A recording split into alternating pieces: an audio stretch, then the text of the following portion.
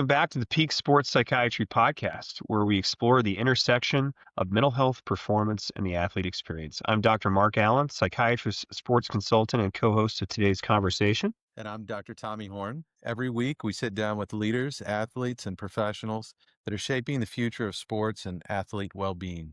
Today's episode is one we've been really excited about. And we're joined by two incredible guests, Dr. Schimmel and Maureen Breeze. Sue is a clinical psychologist here in Denver with decades of experience working with professional, collegiate, and Olympic athletes, as well as their parents. Maureen is an executive coach, corporate trainer, adjunct professor at the University of Denver, and a leadership consultant whose work spans industries from finance to the arts. And together, Sue and Maureen co-authored the new book, Playing the Long Game, a handbook for parenting elite and college athletes. They've also co-founded the Coach Athlete Parent Project, an initiative designed to strengthen one of the most important and one of the most complicated dynamics in sport, the relationship between athletes, their parents, and their coaches. We'll talk about the lessons from the book, how the CAP project is changing team cultures, and what parents can do to best support their athletes without getting in the way of their growth. Now let's dive in. All right. Well, welcome, y'all. Thanks so much for coming. Thanks for having us. Yeah, absolutely. So, Sue, we'll start with you. First of all, how did y'all meet, and why are we having this conversation today? Well, how we met is a different story than why we're having the conversation today. We met was because we both had daughters who danced in ballet pretty high level, 25 hours a week at sort of a really high performance studio in town.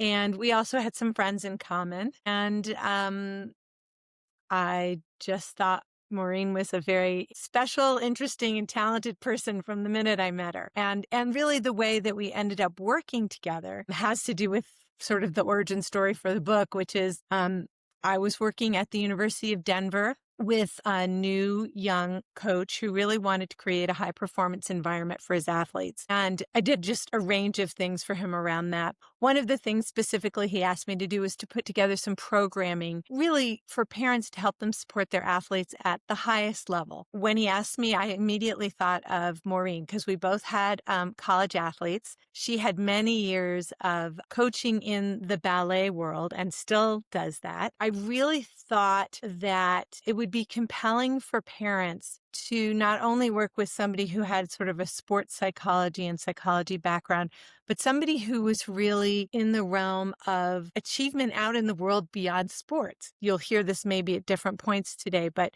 it's hard for parents to change what they've been doing forever. So I really wanted to put together the most compelling team I could think of to really hook them and motivate them to see a really good reason to be intentional and thoughtful about changing the way that they interacted with their athletes, both for, performance in the near term, but also in the long term. And I knew Maureen would bring a lot of experience and information, and that we both had a very evidence-based focus to really help parents understand, what was in it for their athletes to really, for them to do something different.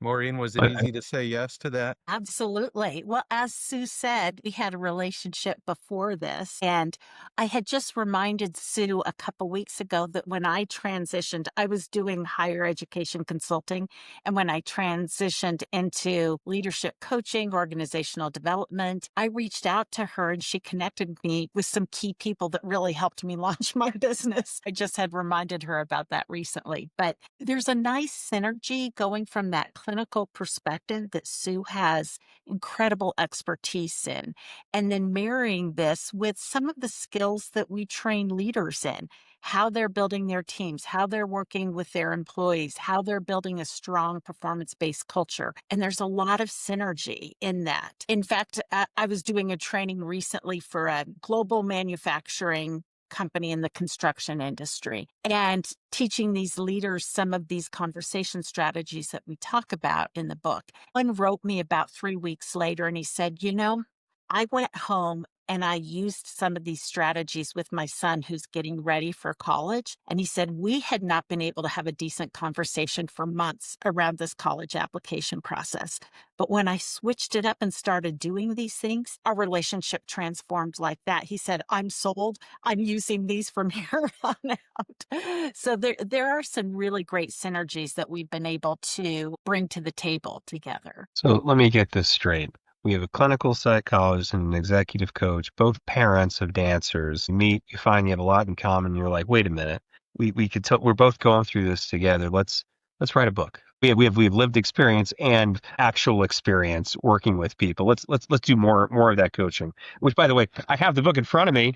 Playing the Long Game, everybody. Can you see that? It's awesome. I So do want to just jump in and say one more yes, reason that we wrote the book is that when we started trying to put together the programming for the parents at DU, there was nothing out there. Most of what's out there for parents is really in youth sports, and it doesn't really discuss what needs to shift and how really the experience shifts when athletes get to the pre-professional and professional levels, the collegiate levels, and there was also very little research. So that was really what inspired us to write the book, in addition to enjoying all my time with Maureen. I do want to take a deeper dive into Maureen's past as well. So Maureen, you were a dancer yourself. I was a professional dancer and choreographer, and I still run a professional company today. So a lot of those same challenges, opportunities, pain points that elite athletes face, professional dancers go through.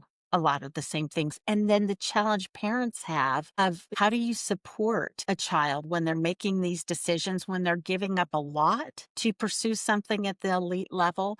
They need strong support, but it has to be very mindful, intentional support, or else the athlete or dancer loses out on building some of those life skills. How do they make decisions? How are they resilient? How do they have hard conversations? How do they know how to advocate for themselves? So that's where that parent relationship gets challenging. And it's why Dr. Sue was brought into University of Denver in the first place, when the coach there said, Sue, I want to build this culture.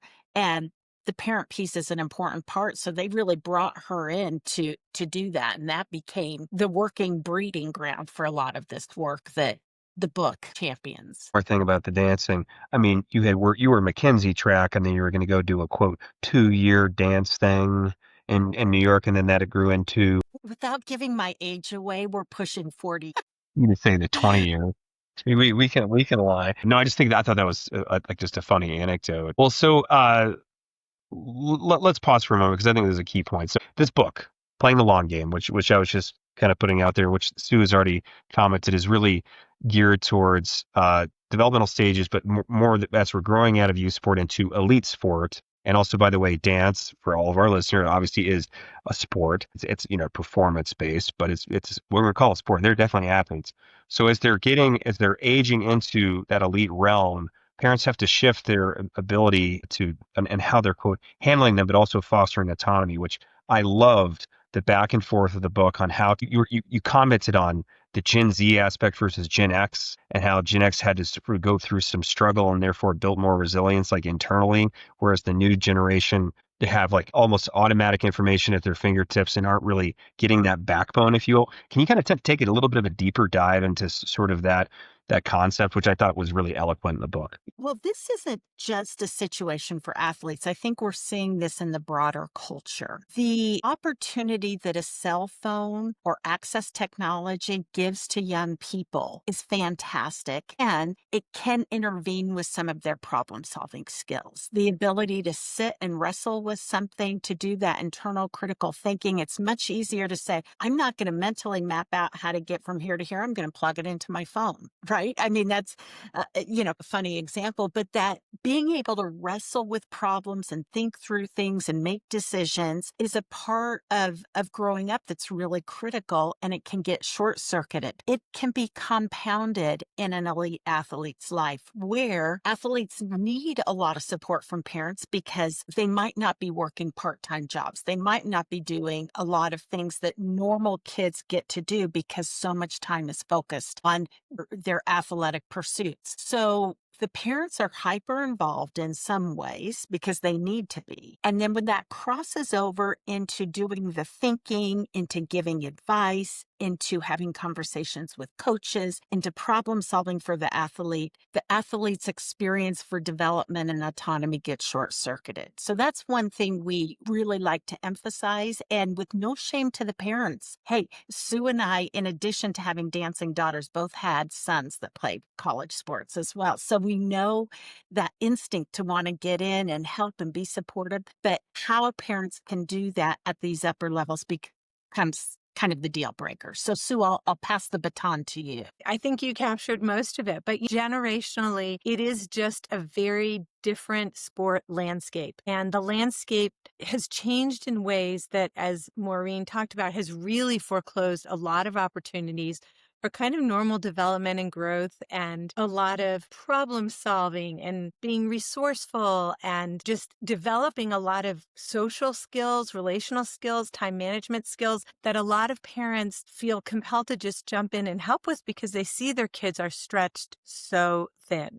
And I think that's what we were trying to address. And honestly, it's what I heard a lot from coaches when I was at the University of Denver more full time. That a lot of coaches were seeing kids who came into the college level and were really not prepared to handle their lives by themselves. They had had so much structure and support from their families. And honestly, they needed to, given the setup these days at the highest levels in So high school. either of you, and maybe Sue, I'll stay with you. Playing the long game, I think it came out in 2022. So here we are in this really scary time with AI.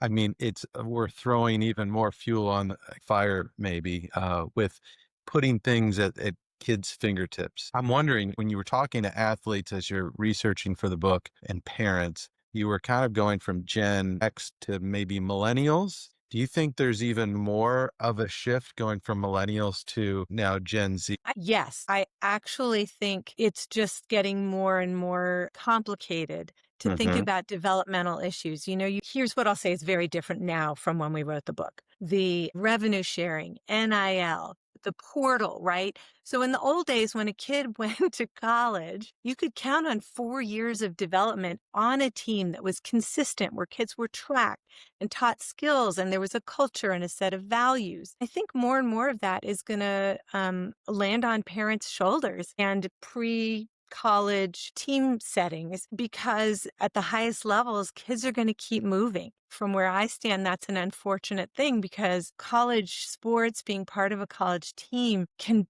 be one of the most developmental and profound experiences that an athlete can have. But if your allegiance is to 1 year and to yourself getting the best deals, that's a different orientation.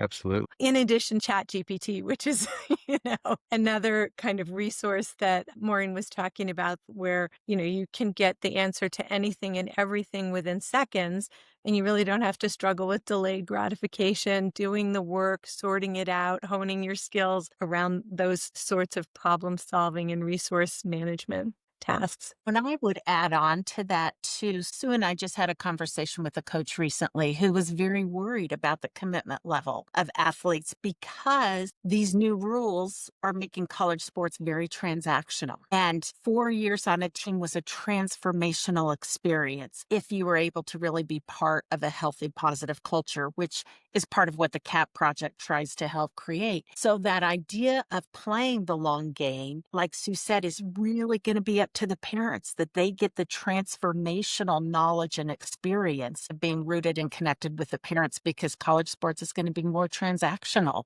for the most part. The landscape of youth sports has changed too. I mean, we're talking about like NIL money coming in, but now you have stats and video of kids, what will be up on like the Perfect Game website when the kid is much, much younger. I'm just using Perfect Game as an example because it's a flag bearer, if you will, of modern youth sports, and much great organization. Lots of kids participate, but I've run into a few issues there. But where millennials, their parents might have been, we'll quote, helicopter parents. Now you have Zamboni parents, where it's not like they're just hovering and intervening. Now they're intervening to make sure it's as smooth of a path as possible for these kids to then enter the next level, where the kid didn't have to struggle through the marsh, if you will, which I think y'all really highlighted on. It's like, hey, you got to check your language with how you're actually phrasing things. Language matters when you're talking to your kids on how to get them to get to the solution themselves, like fostering their ability to get from point A to point B versus saying,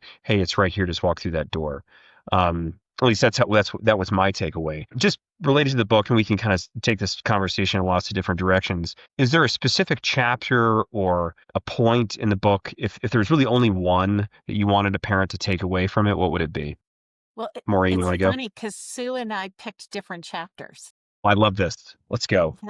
Yeah. I said the pillar or the chapter on communication and managing relationships. And I lean towards that because of my other work in leadership development. As you were just saying, Mark, having the language to navigate situations is so fundamental. And I see it in every corporate environment. In fact, I was doing a training with a group of NASA scientists, and at the end, they said, we just don't have the language to know how to have these conversations, how to challenge somebody respectfully, how to push back on groupthink when it's taking over the team. It's all having the language to articulate what you need. So that chapter walks parents through a framework that helps them sit their athlete down and say, okay, you want to talk to the coach.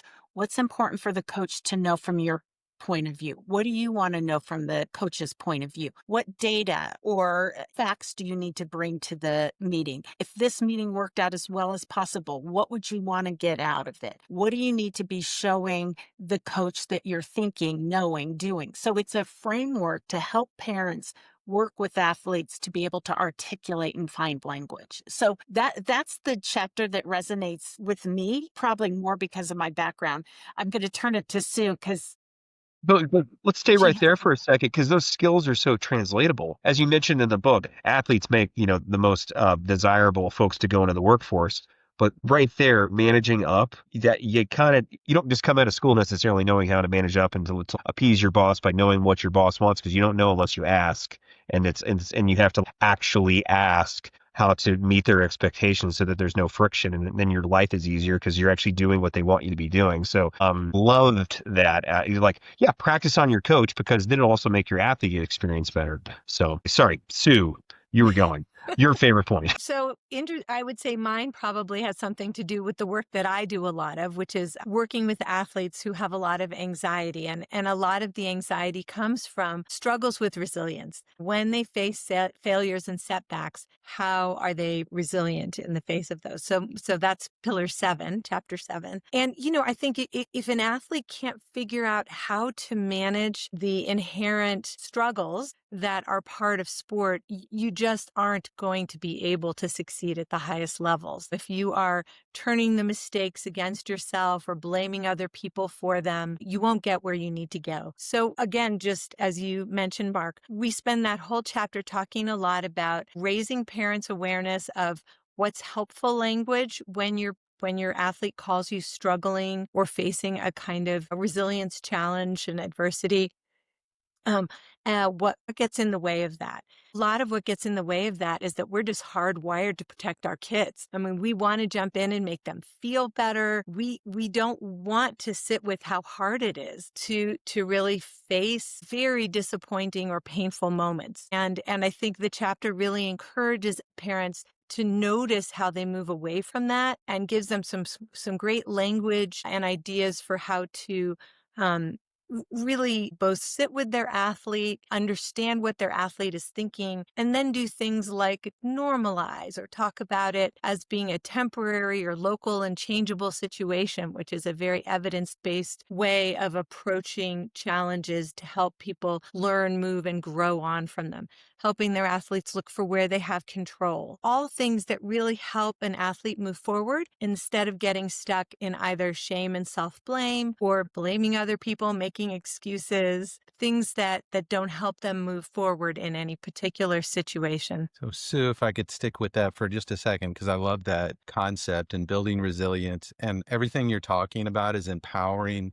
the athlete. As you mentioned earlier, there's this shift, this big shift as you go from youth sports to college sports. But in my mind, you're still dealing with an adolescent brain, and there's different levels of resilience they're coming into college with. How do you manage those boundaries between what the parent's responsibility is and the coach's responsibility, and make sure there's healthy boundaries between the parent and the athlete, which might have been enmeshed for many years, and then here they are on a college campus? Right. Well, that honestly is the one of the punchlines of the book, which is that kind of enmeshed relationship, which is completely understandable in today's culture and context, and honestly only comes from the best places in parents. I mean, parents are really trying hard to do their best with kids, and we constantly hear from parents that they appreciate when we give talks that we understand how hard it is to parent in today's landscape. But, so part of this is giving parents language to support their athletes and empower their athletes to handle adversities. But you're right. I mean, I think at the end of the day, and we suggest in the book, if a kid really can't move on, most schools now have sports psychologists.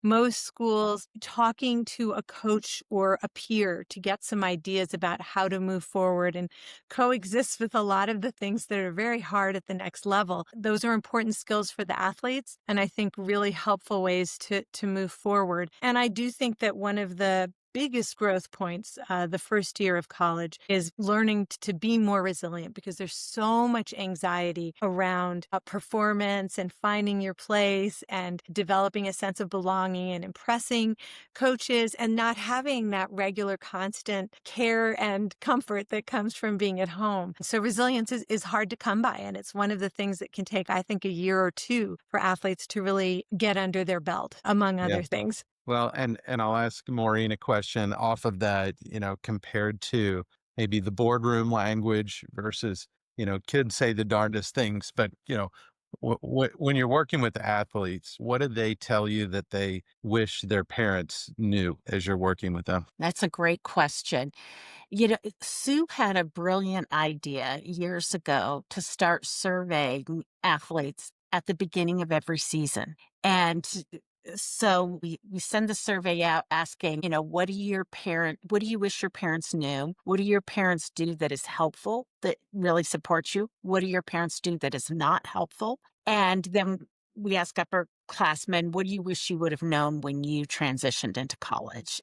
So that brainchild of Sue says, really, it's a great way to start some of these conversations with the team. Themes we often hear are, we want our parents to listen. We don't want them to jump in and solve problems. We don't want them to coach, but we want them to just be a sounding board for us. And so that's something that we really try to drive home with parents a lot. The idea here is that it's not about you not being involved and stepping away. It's about you showing up a little differently. So show up and listen. And we share kind of an 80-20 rule. You can be talking 20% of the time and listening 80% of the time. And check yourself. We sometimes share an acronym called WAIT. Why am I talking? And if the parent finds themselves talking all the time, quiet, ask the question, and start to change the dynamic where you are more of a question asker and a listener. And then we'll share the research that's evidence-based that shows how listening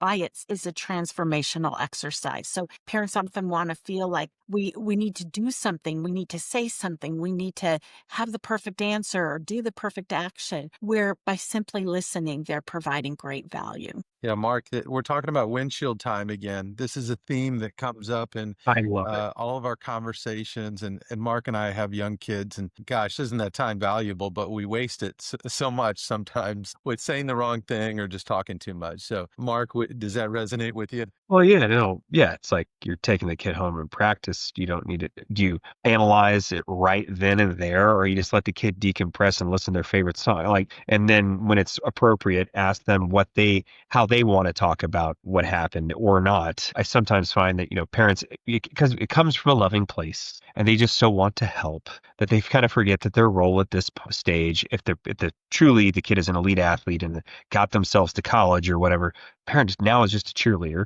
but also a staunch advocate to make sure safe sport and that sort of thing. That if they see something, say something.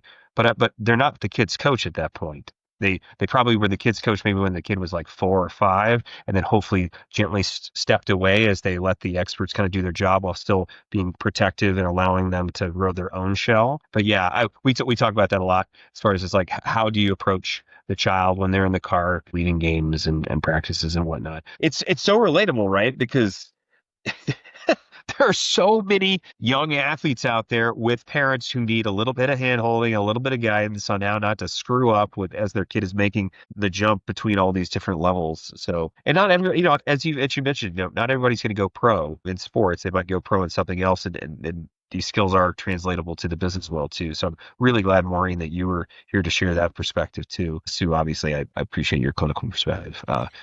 I think one of the things that athletes really wish their parent knew was how invested they are in their parents' approval and avoiding their disappointment. And I think that's a very profound fuel that parents aren't always cognizant of, and I think it's part of the reason that the skills in the book are kind of very relevant, because I think in addition, as your athletes get older, to being really clear about how, you show up in ways consistently so that you don't convey disappointment, and you talk through what your athlete needs, and you're really explicit and overt about how their outcomes aren't what drive how you feel about them. Like, your role is really, you have to be clear about that. But given all of the investment that parents make in helping their athletes get to the collegiate level, the athletes really feel like they owe their parents a lot, both in a gratitude way, but also in a not disappointing you way. And I think that's just something that I hear from athletes a lot when they're struggling. And if they're feeling burned out or thinking maybe they don't want to continue playing, or they're not playing much, or they can't make the first team, whatever that looks like, that they're really worried about ways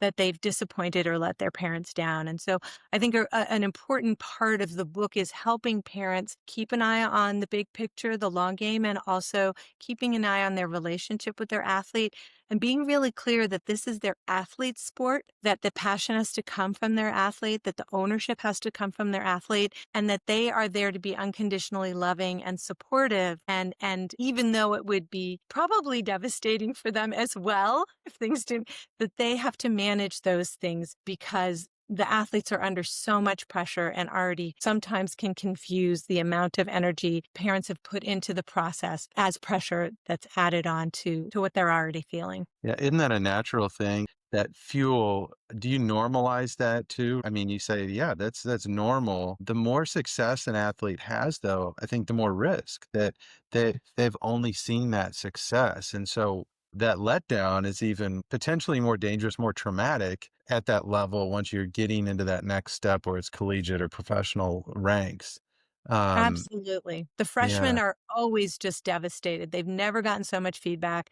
They've never been on a field with kids who are so much better than them. It's a big shift. And I think parents often, we've actually gave a talk to a group of parents where almost all the kids were going on to play a college sport. And every parent in the room truly thought their kid was going to play freshman year. I mean, that doesn't really happen very often. Yeah, I think I told you this, Mark. My 15-year-old, he went undefeated in tennis in 8th grade at the, local level. And that was great. I enjoyed that. But it was the best opportunity was when he got crushed in like a out of town tournament and he lost both matches. And, of course I had to be like kind of somber, but I was like, all right, an opportunity for me just to, love on him and talk to him and just be there with him on the ride home. I actually cherish the ability to do that. I don't want to see my kid lose any more than the next guy, but do that early so that they're ready for those letdowns that are to come. That's right. That's the resilience process right there. Personal anecdote related to tennis.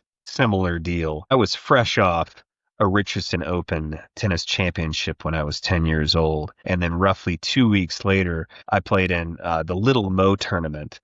And I got wiped off the face of the planet 6-0, 6-1 to the number 2 seed Trace Davis. That tournament ended up being won by Andy Roddick, this upstart kid out of Austin, that I had no business being in the same tournament as.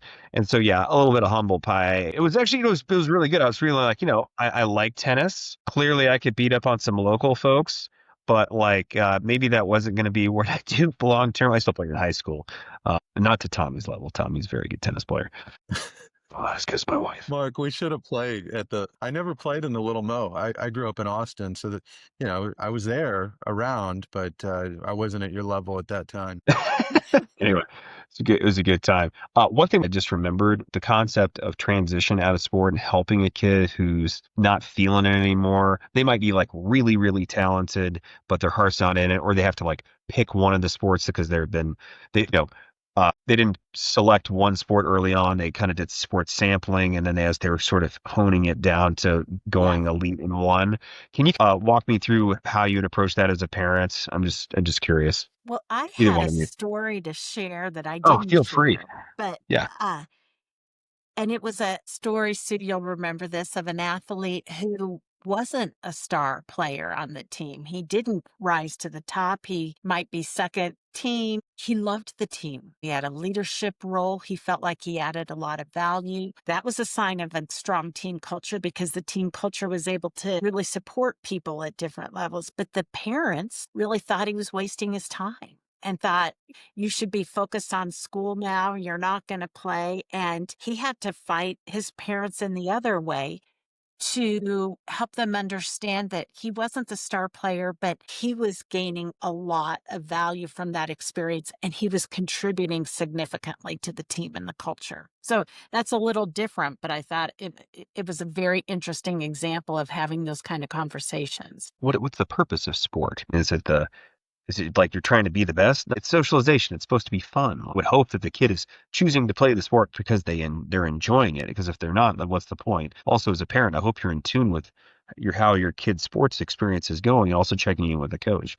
But I guess just getting back to the transition out of sport aspect, how do you help have those hard conversations with a kid, whether it's hopefully not just because an injury occurred and now it's not by their own choice to leave this sport, but because they actually, either that or it's like the sports cliff because high school is over and they're not going to be playing in college.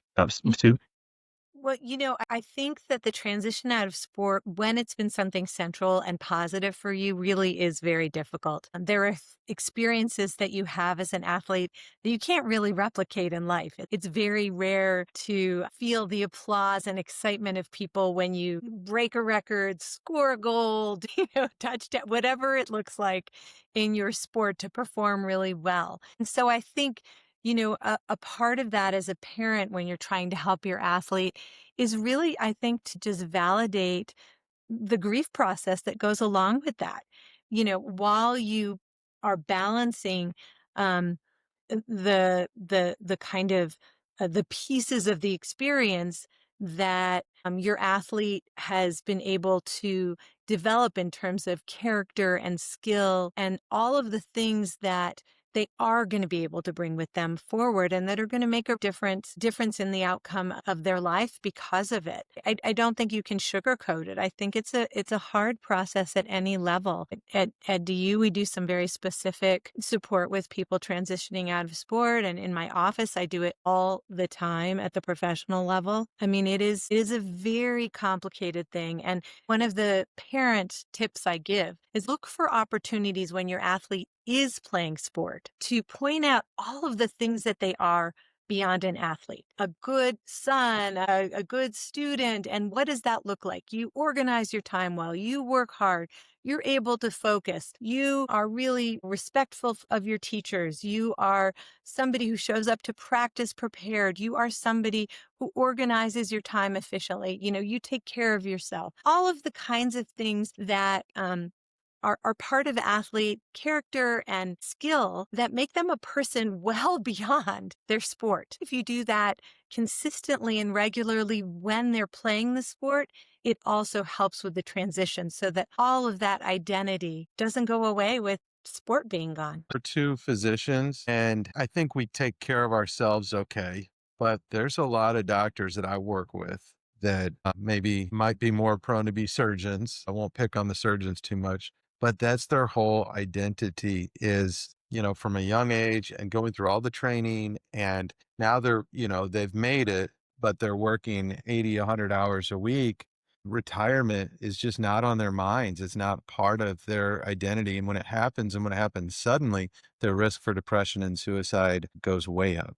So I love just the way you frame that, because I'm always looking at, okay, what is it outside of work that you do? But I like how you talked about, Sue, like just those behaviors, those healthy behaviors that you're doing while you're practicing, even if it's driven by patient care when you're working, maybe let's try to make it more about self-care and self learning and acceptance. So I love that, because I have patients that are physicians, and it's a tough balance, especially as they're trying to wind down their practice. And I'm sure you see it too with coaches and other high professional or high performing professionals. That's right. Any profession that's very consuming and has taken a lot of energy and effort to get towards, it does become their identity. I know Maureen sees it at the corporate level. If you're a C-suite person and you're retiring, there's a whole bunch of aspects of yourself that can't be replicated out in the world and don't garner the same kind of excitement when you just become an everyday person.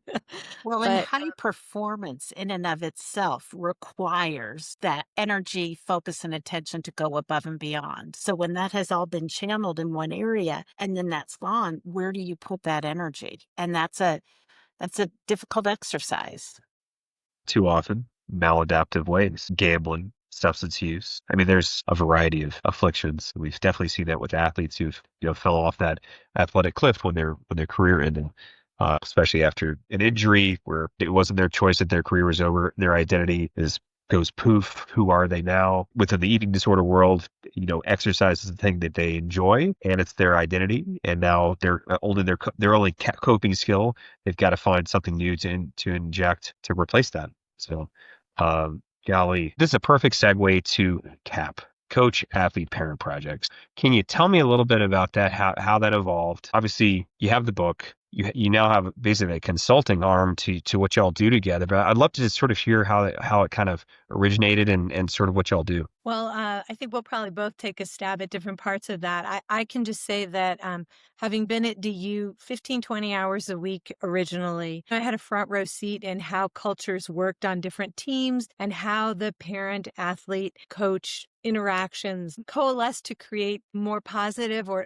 less positive contexts for athletes to flourish in. And, it's just really clear that when everyone is on the same page, whether it's sort of a similar understanding of language, when everyone is reinforcing the same values, when there is trust that the coaching staff really cares about your athlete and that there are enough supports that you can take a step back, parents can really be an incredibly powerful force for good at the team culture level. And so that when their athlete comes to them with a problem and starts talking about things in ways that aren't consistent with the culture, parents can actually bring in the language and the values to help them with that. They know where to send an athlete when they need resources and help. And they trust the community enough to do that. And so I think it's not uncommon for coaches to get support around that. But a piece that's often missing is bringing parents in. In fact, I think when we started this, a lot of the coaches that I came up against felt like they really didn't want to have to deal with parents, or parents were really seen as a negative. And I think part of our mission is to really have all three parts of the main stakeholders working together in a way so that parents can be a really positive contribution to culture and performance. What do you want to add, Maureen? That was well said. I do feel that is the one piece that is left on the table sometimes, because bringing parents in, it's like, well, it could be Pandora's box, right?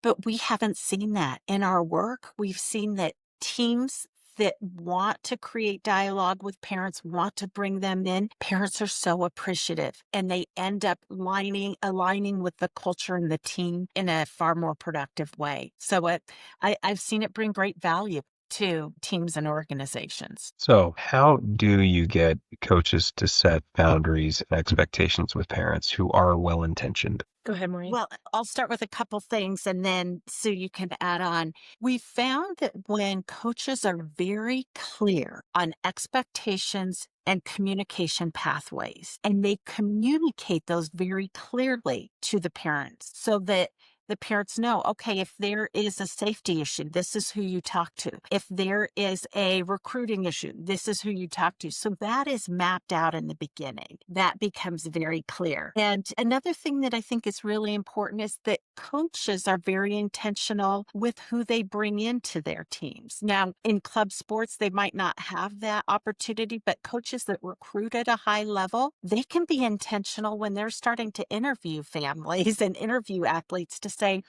hey, does this athlete demonstrate some resilience? Does this athlete demonstrate the ability to own conversations? And so part of what we've done is help coaches come up with some questions they can be asking in the recruiting process so that they're intentionally building their culture in a positive, proactive way. Do parents understand? I mean, you kind of touched this in the book a little bit, but like that their behavior sometimes gets unconsciously or consciously taken out on the kid by the coach. I can understand if the parent could get really ugly and too intervening too much, that unfortunately the kid may suffer. I think sometimes parents do and sometimes parents don't. I think, some of the negative feelings about parents at even the collegiate level comes from some of those very intrusive or angry notes that parents get. That coaches get from parents. But I will also say that Maureen and I give these talks in lots of different contexts. And one of the things we often do is have the coach leave at a certain point because parents really do feel concerned that what they say and do will somehow reflect on their athlete or there might be some consequence. So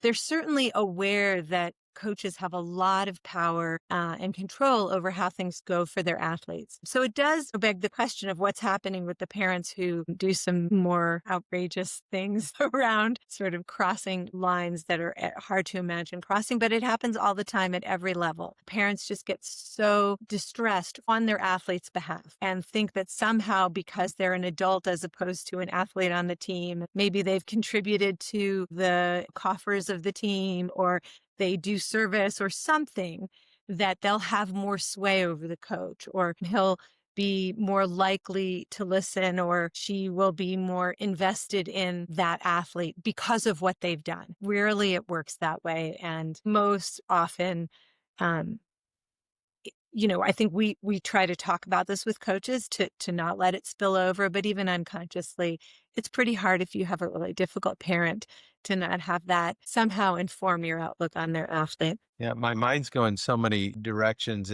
I'm almost painting a picture of bringing Sue on the road on a recruiting trip. Has it ever gone that far where it's like, we need a psychologist. Let's get Dr. Schimmel. Let's, go interview this family together. Do they ever bring you into those discussions? Or maybe you can't say, I don't know. Well, here's what I'll say is that generally speaking, at the collegiate level, people don't have the money to do that. Okay. And obviously at the professional level, they do, right? They have a do. whole series of psychological assessments that athletes go through. At the collegiate level, I've certainly met families and sometimes get asked for my impressions, but more it's what Maureen was saying, which is that we really try to talk to coaches about what are your values? What's the kind of kid you're looking for? What do you hope for from their parents in terms of the dynamic and what do you look for around it?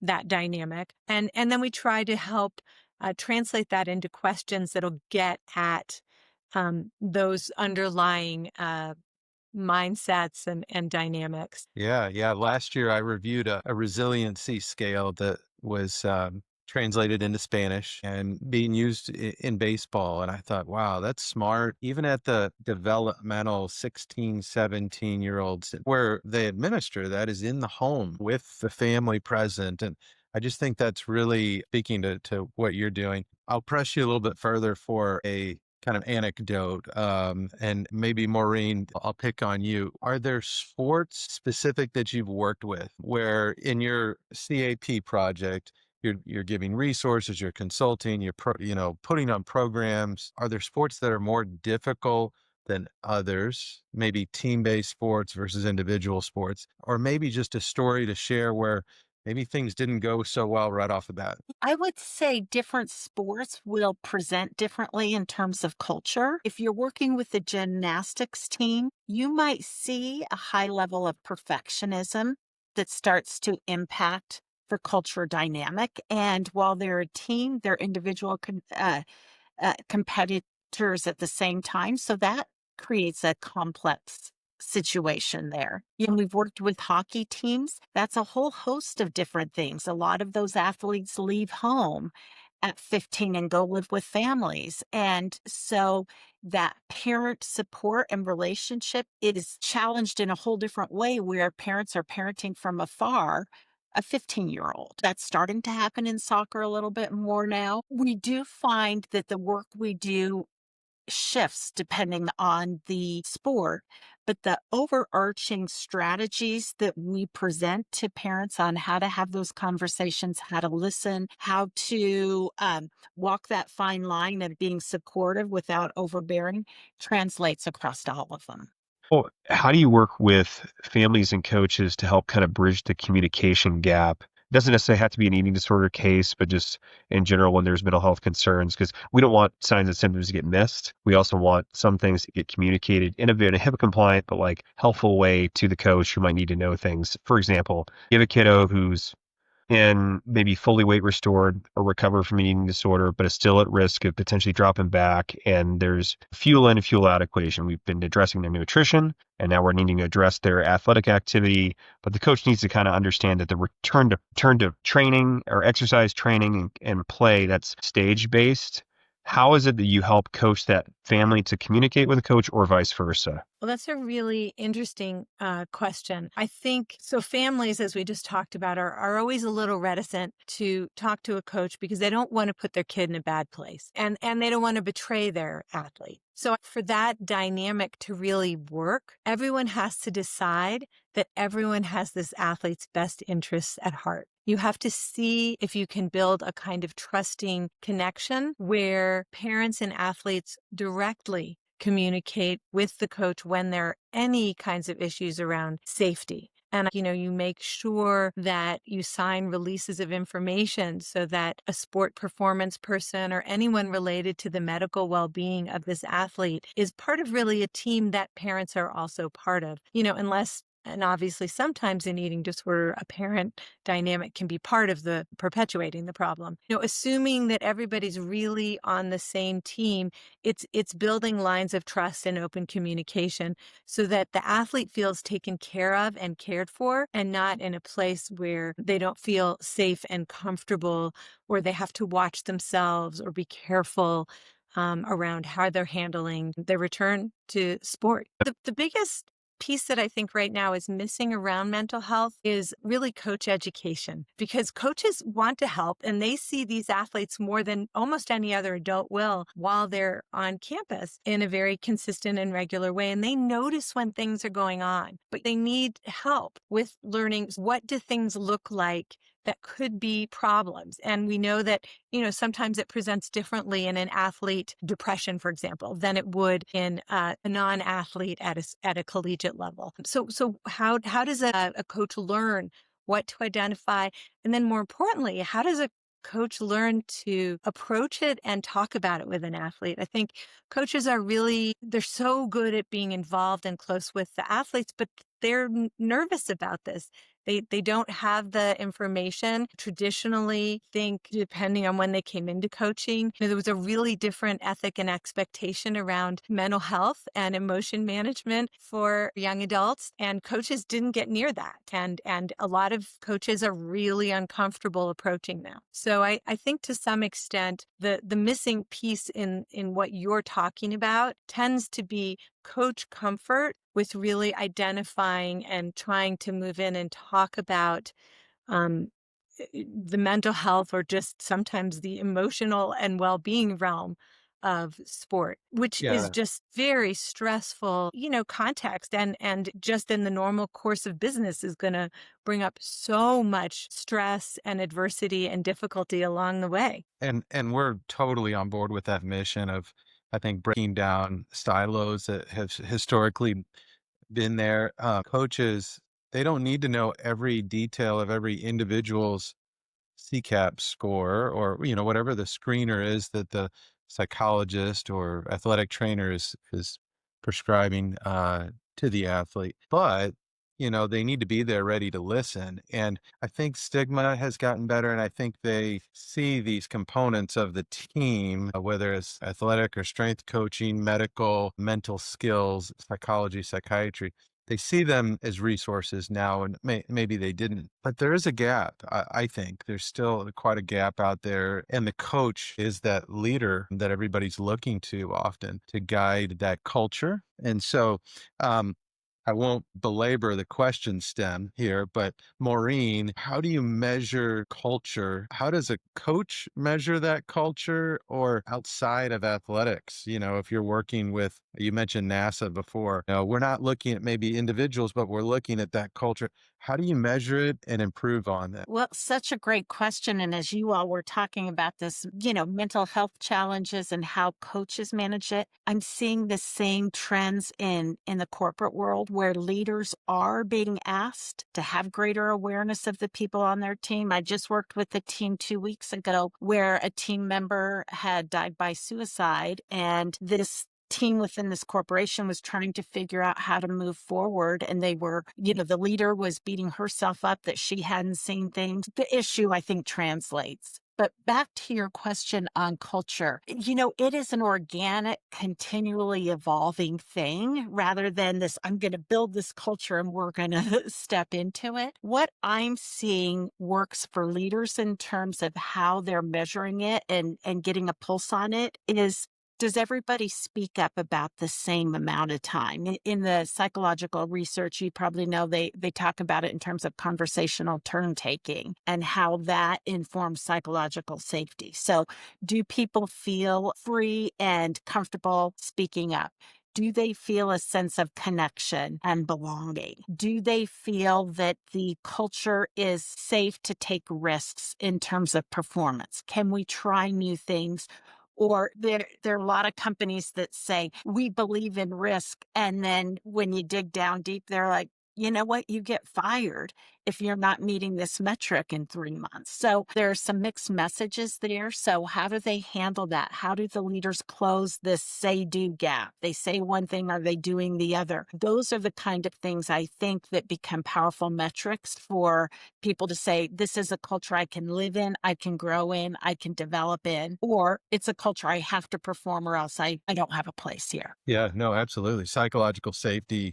I wish we would all measure that more. And tying it back to the youth athlete, sometimes they've had poor psychological safety throughout their youth sports. And it's a skill that has to be learned almost as much as an environment. It's part of that resilience piece. So I think that all goes very much together. What advice would you give a sport parent, at the start of a season and their kid is just getting into athletics at the collegiate level, and you have no idea kind of what environment, maybe you do a little bit from the recruiting landscape, but what advice do you give to them if there's just one piece? I guess I'll go first. I always recommend that parents check in with their athletes at least at the beginning of the season and often also at the end of the season to really learn from them what feels supportive, because that will change by year, the age of the athlete and their level of play and their role on the team. And what was really helpful for your kid at 12 may be really different from what's helpful for your kid at 16. And that might be really different from what's helpful for your kid at 20. And so when you're looking up in the stands, what do you want to see on my face? Is there stuff that I'm doing that you see that is a problem? Do you want to hear my voice? Do you not want to hear my voice? When you win, how do you want me to show up? When you lose, how do you want me to show up? When we talk about sport, do you want to talk about it right away? Do you want me to wait 24 hours? Do you want to initiate? Do you want to talk about it at all? Or do you mostly want to have me ask about academics and your social world? I think as your children get older, you really want to check in around what feels supportive and really give them a lot more agency. When the kids are little, you set up the routines, win or lose, we go get a Slurpee on the way home and we talk about it 2 days later. But, at the older ages, I think kids know a lot more about what they need, even if it's something like, do they need support in a positive, helpful way, or do they need something else? Some kids like their parents giving them feedback right away. I don't think usually that's helpful, but again, it's up to the athlete to know themselves and know what they need. So I encourage parents to regularly check in with their athletes about what they need at various points of contact around sport. What do you have a piece of advice? Say for a parent to firmly ground themselves in this long-term perspective and know that part of the challenge is you want to be up front and center with your athlete in the heat of the moment, and they need you to be at times. And at the same time, you have to be anchored in the long-term perspective, not to be telling your athlete, oh, this doesn't matter in 10 years, you won't care about it. No, when they're going through a hard time, you want to be right there and listening and holding space for them. And you also have to be thinking, this is okay. This is going to make them stronger. Don't get upset about it. Stay calm, be grounded so that I can provide the space for them to go through the hard thing. So that would be my piece of advice. And I will say that I was not successful at doing that always as a parent of a college athlete. Neither of us was, but I will add to Maureen's and say that I really do think that that is the other piece of advice, which is that especially if your athlete is at the collegiate level, it is a marathon, it is not a race. And you absolutely need to find ways to get support and help with your own emotion regulation, because we know from the research and practical experience that if a parent isn't calm and centered when they're trying to help a very upset, distressed athlete, there's just a lot of contagion and up and back going on, and not a lot of help and support that can really come from a dysregulated parent and athlete. Put your own seatbelt on first, right? And then, yeah, exactly. So we're gonna pivot a bit and lighten it up some too. I feel like I've learned so much so far. So we'll do a couple of quick rapid fire questions before we wrap up. So this is a fun one. All right. I hope you thought about this. Maybe I've kind of prepped you a little bit. This one's to you, Sue. What is your favorite sports movie? Hoosiers. I mean, classic, right? Gene Hackman. Yeah, awesome. And Maureen, Miracle on Ice. another classic. I love it. Do you have any reasons for why y'all pick those?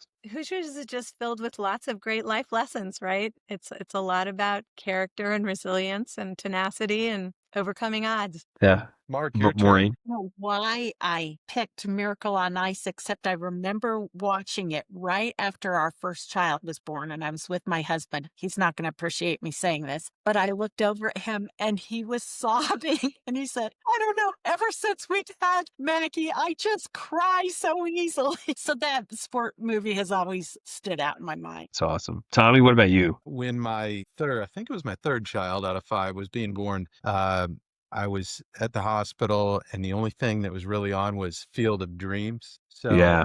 like you, Maureen, it's tied in with that memory, and I watched it all the way through and maybe shed a tear or two. Maybe Rudy would be up there as well. Mark, how about you? Well, if it's not one of the 3 Kevin Costner baseball movies, Bull Durham, Field of Dreams, For Love of the Game, it's The Sandlot. So I love my old baseball movies. It just reminds me of being a kid, and also probably like wearing out the VCR, like playing the exact same movie over and over and over. Or The Natural, because I was a huge fan of the music and the fanfare with Robert Redford hitting the home run, breaking the lights and whatnot. And also, actually, that song was the home run song that was played at the Texas Rangers ballpark when I was a kid. And I remember Will Clark would hit a home run. It's back in like the mid '90s, and he actually one time did hit a light. As I might be lying, I don't know, but I made him. I thought he hit a light as the music was playing, and all of it came down. It was amazing. Anyway, so last one, yeah. This one's for you. Yeah, good talk. Rapid fire. Yeah. If you could put one sentence or quote on every locker room wall in every university or every youth sports team in America, what would it say? Mistakes, failures, and setbacks are part of the process, not the end of the process. And I will add one other thing that I think is a really great thing for parents and athletes alike to read. It's called the Zen Farmer Parable. And if you haven't read it, it is a terrific Zen story that really, really helps with perspective taking around adversity. I How was love that. two? We'll Down the put resources. that one in the show notes. Yeah. Maureen? Would put the question, who do you want to be? Because I find in the leadership world, that's a very powerful question because it's filled with agency, it's filled with ownership. Regardless of what happens out on the field, in the locker room, we have one thing that we can really control, how we show up. And so the more the athletes can be aware of that, intentional about that, the more creativity and resourcefulness they bring to the table. So that would be the question I'd put out. Well, I Amen. definitely I think love that. both of those should be plastered on and slapped as you leave and go run out on the field for sure. And that was for Tommy's benefit Play of being like a a Notre Dame champion fan. today. Yes, he was otherwise going to say it, so I stole his thunder. I want to make sure that listeners know how to connect with your work. You've got the book, you got the CAP project, and a lot of resources available online. What's the best way for parents, coaches, or athletic departments to reach out and get involved? Let's say go to our website, which is www.coachathleteparentproject.com. So coachathleteparentproject.com. You can see a lot of free resources we have on there, some blogs, articles, recording conversations between parents and athletes. And then there's that contact form. If you have any questions, you can reach us through that. All right, Sue, anything else? No, you're welcome to look us up and reach out to us directly as well. I think we're both on LinkedIn and you can find us there. Awesome. Mark, I'll start the wrap up. What a fantastic conversation. Sue and Maureen really shed light on the pressures athletes face and how parents and coaches can either fuel or hinder their growth. Oh, I know. I love their folks in the long game, which I'm going to be using that phrasing for a long time, helping athletes build resilience, independence in their sport, rather than just chasing short-term results. For parents and coaches that are listening, I think the book and their workshops are definitely must-haves. Yeah, and if you'd like to learn more, as Maureen said, check out their website, www.coachathleteparentproject.com, and you can order the book, Playing the Long Game, a handbook for parenting elite and college athletes. Huge thank you to both of you, Sue and Maureen, for joining us today. And thanks to all of you for tuning in.